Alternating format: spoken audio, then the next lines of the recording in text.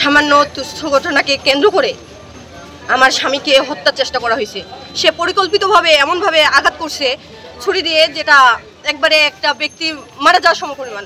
আমরা যদি তাদেরকে দ্রুতভাবে হসপিটালে না নিয়ে যাইতে পারতাম, আমরা মানুষগুলোকে ফেরত পাইতাম না। আর দুঃখের বিষয় এটা, আমরা দিনরাত একাকার করে আজকে 11 দিন ধরে হসপিটালে রাত্রি যাপন করতেছি, তারা মৃত্যুর সাথে পাঞ্জা লড়তেছে, কিন্তু খুনি বাইরে ঘুরে বেড়াচ্ছে।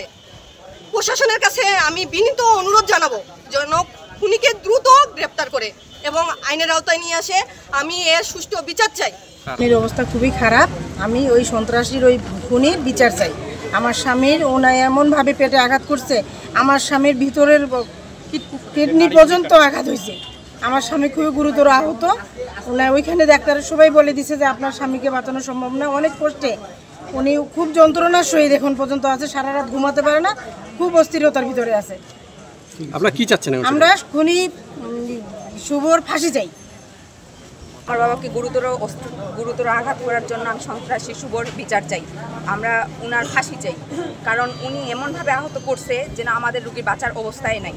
আমার বাবা গুরুতর অবস্থা, আমরা সারা রাত ঘুমাইতে পারতেছি না। আর ওই শুভ কীভাবে ঘুরে বেড়ায় এখন পর্যন্ত প্রশাসন ওনাকে কেন আওতায় নিয়ে আসতে পারলো না? আমাদের এটাই কথা, আমরা এখন শুভর ফাঁসি চাই। ওনাকে সাইফুল ইসলামের ছেলে এবং শফিকুল ইসলামের ছেলে শুভ এমনভাবে মারছে, সেটা মানে দেখার মতো অবস্থা না। আমি এদের মানে বিচার চাই। পুলিশ এখন পর্যন্ত এক নম্বর আসামিকে ধরেনি। 1 নম্বর আসামি অনায়াসে ঘুরে বেড়াচ্ছে, আমাদের মানে হাসে বেড়াচ্ছে। ওনাদের বাবা মাও এর মধ্যে জড়িত।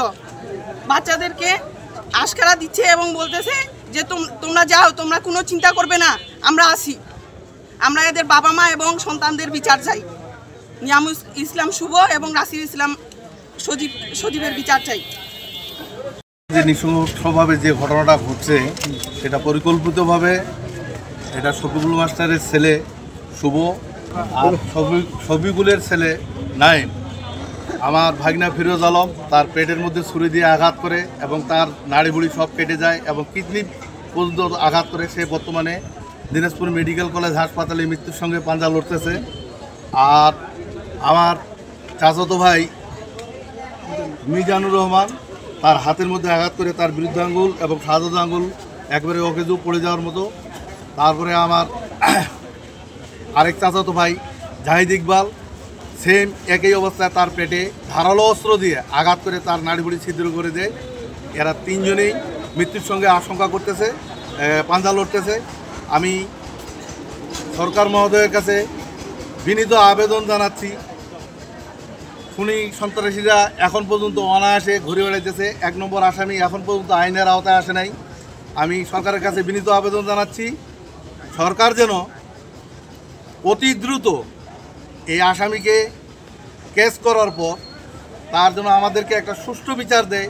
এই জন্য সরকারের কাছে আমি জোরালোভাবে আবেদন জানাচ্ছি।